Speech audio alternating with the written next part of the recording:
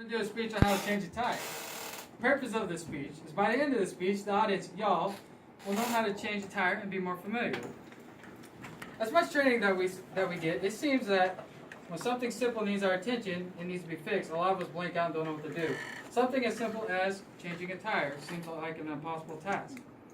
I know not everybody in the audience here needs to hear this, but for those that do, this will help. Such an idea.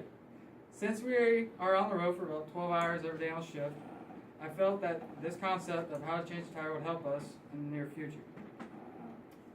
In the preview, in this speech, I will provide a list of steps and precautions on how to change a tire.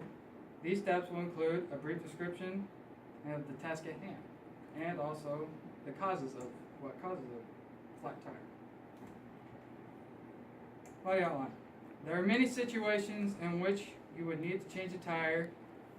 In many ways, here are a few I've chosen because they are pretty common. So the first situation you may face is having a blowout. These usually happen along freeways and are caused by high speed and are running over sharp objects, or potholes, or bumpy roads with low air pressure. Probability of having a blowout is 0.044% per 50,000 miles. So as you can see, the odds are low. If you drive safely and check your tires, you should be okay. When you have a blowout, your loss of control is automatically deducted by 40%, this making it the most dangerous issue with the tire. The other situation a driver can face are having a flat and low air pressure. Having a flat is the most common because drivers on the road usually have a high chance of running over something sharp, and the odds of this is 0.148%, so pretty low, as you can see. The last I'm going to talk about is having low air pressure. This seems to happen to a lot of people, and eventually it's going to happen to almost every tire that you use.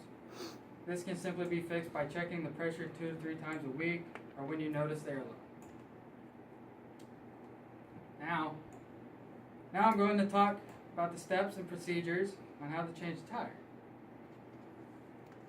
First thing you want to do is find a safe place to park, and this is for your safety. Then put the vehicle in park and use hazards if you're along a road or highway. You should have a tire iron or a tool set, a jack that can be manual or a hydraulic. Second, you're going to take off the hubcap because it makes it easier to get to the lug nuts. Then you place the jack under the vehicle, near the tire. You want to make contact with the body frame, usually the metal, because you don't want to mess up the body frame, to ensure that you have a safe lift, and jack it up from about 6 inches from the ground. Next, you loosen up the lug nuts using the tools or the tire iron that you have, and remove them, and don't lose them. Finally, remove the tire. Get it back, get it to the back, and you put it, whether you're driving an SUV or a car, you can put it in the back of the SUV or in the trunk or the bed of a pickup. Then replace the tire with a spare in the position and make sure it fits all the way on the bolts.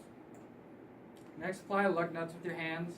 You want to screw it on about halfway, and then the rest of the way you're going to either use your tool set or your tire iron, and you're going to make sure they're tight, but you don't want them too tight because you don't want to strip the bolt. Alright, so in conclusion, there are many reasons to change a tire in many ways. I chose this because it will help you whenever you come up on these situations, and you will be able to do it yourself. I hope you all learned something from this speech.